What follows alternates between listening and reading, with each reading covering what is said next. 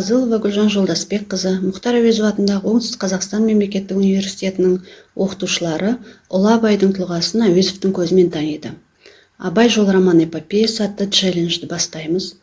Абай жол роман эпопеясы 2-ші том, жайлауда тарауы. Сері жігіт Әкімқожа тағат таба алмады. Атын қамшылай жөнеліп, жігітек ішіндегі өзі құмартқан бір ынтығының ауылына жөнеліп кетті.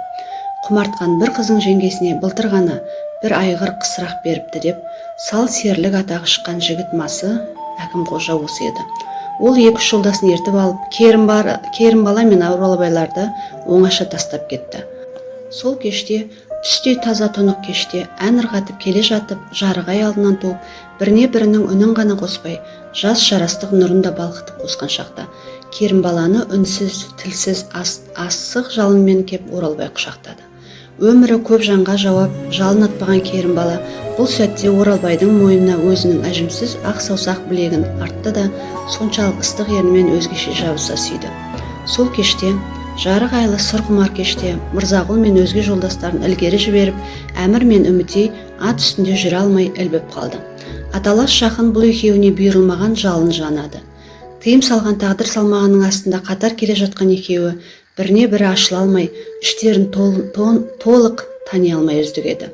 Екеуінде де күрсінумен соққан ыстық толқын, жан толқыны бар.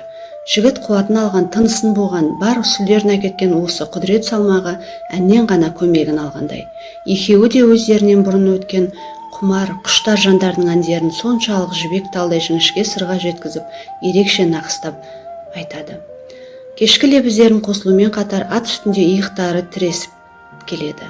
Маңайға келген, әлі толып жетпеген жаңа айдың жарығына екеуінің ақ сұр, ақ қызыл сұлу жүздері жарқырайды. Жанасып келе жатқан үзеңгілері, таралғылары күміс үнмен қақтығысып, шың-шың етіп, кейде сол күміс таралғылары қатарымен ай жүзіне шағылысады. Үмітейдің киім киісі, иісі тобықтыра жоқ. Сонша асыл киінумен бірге бөркін, шәлісін, шапанын бәрінде бір жас әйелден бөлекше тұрған жарастықпен киетін. Әмірдің ішін қыс-қыс қайнатқан, әсіресе Үмітейдің жылтыр кебіс мәсі киген кішкентай аяғы. Әміркен кебісінің өкшесі ап-аласа, тұмсығы сондай әсем болып өпішкір келген. Қара жылтыр кебіс Үмітей сұлулығын айрықша бір көпті баян еткен қосымша тәрізді. Өзге жұрт кетсе де, әнмен жүре алмай ілбіп қалған екеуі бір түп тоғай тұсында ай мен көлеңке арасында сәулеленіп шұбартып тұрып қалысып еді. Әмір демі дірілдеп қалтыраған қолмен кеп Үмітейдің тізгінін ұстаған қолынан қалқатаймай не дейін деп зар еткенде боп қысып ұстай алып еді.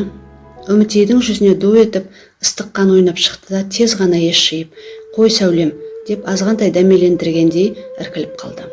Сәулем дегені жігітке тек дағдылы сөз емес, өзінің ғана жаны айтқызған сөздей болып көрініп еді.